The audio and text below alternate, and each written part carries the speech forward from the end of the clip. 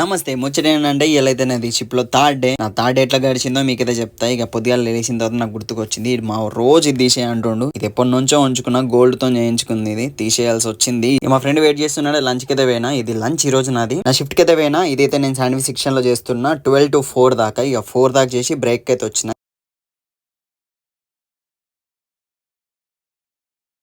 ఇది మన రెడీమేడ్ చాయ్ అన్నట్టు. డైరెక్ట్ కాఫీ ఉంటుంది, కొంచెం అలా పాలు పోసుకొని కొంచెం చక్కెర పడేసుకుంటే అయిపోతుంది. ఇది చికెన్ విత్ ప్రాన్స్. మనం ప్రాన్స్ అంటాం కదా, ఇప్పుడు ఫ్రైడ్ చికెన్.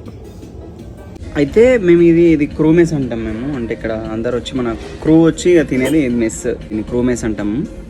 అయితే ఇది ఎంత మంచిగా ఉంది తెలుసా, అసలు డ్రీమ్లో కూడా మంచిగా ఉంది. అంటే నా ఫస్ట్ కాంట్రాక్ట్ది. బట్ ఇంకా దాన్ని మీకలు చూస్తే ఇది ఒక రెస్టారెంట్. చూపిస్తా ఒకసారి, చిన్న క్లిప్ చూపిస్తా. ఇక్కడ తెప్పేసి చూడండి మీరు. ఇది విండో సీట్ అన్నది. ఇది 2000 సీటెడ్ అన్నట్టు. ఇంకొక 2000 మంది కూర్చోవచ్చు ఎట్ ఏ టైం. ఇదంతా మాది క్రూ అన్నట్టు కూర్చుండానికి. ఇంకా ముందు కూడా చూపిస్తా.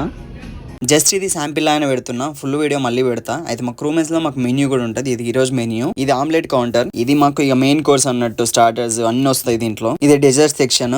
ఇది సాలడ్ బార్, సాలడ్స్ పెడతారు. ఇది కొంచెం ప్రైవేట్ గా కూర్చోవాలంటే ఇది ఇట్లాంటివి 4-5 ఉన్నాయి. ఇది పాస్తా సెక్షన్, ఇది పిజ్జా సెక్షన్. చెప్పుకుంటా పోతే చాలానే ఉన్నాయి. ఇది కేఫే. ఈ ప్లేస్ లో కాదు, ఒక 3-4 ప్లేసెస్ ఉన్నాయి. దాంట్లో మళ్ళీ పెడతారు చాయ్ అక్కడ కూడా. ఇది మా క్రూ క్యాలెండర్ అంటాం దీన్ని. అంటే ఎక్కడ నుంచి షిప్ ఎడిగిపోతుంది. మళ్ళీ బ్యాక్ టు వర్క్ వచ్చిన 6 to 9 కుచినాలు వేసిన, 9 to 12 పిజ్జా ఏరియాలో వేసిన. వర్క్ ఫినిష్ అయితే చేసుకున్నా. ఇయాలైతే ఇట్లా గడిచింది. రేపటి వీడియోతో మళ్ళీ కలుద్దాం.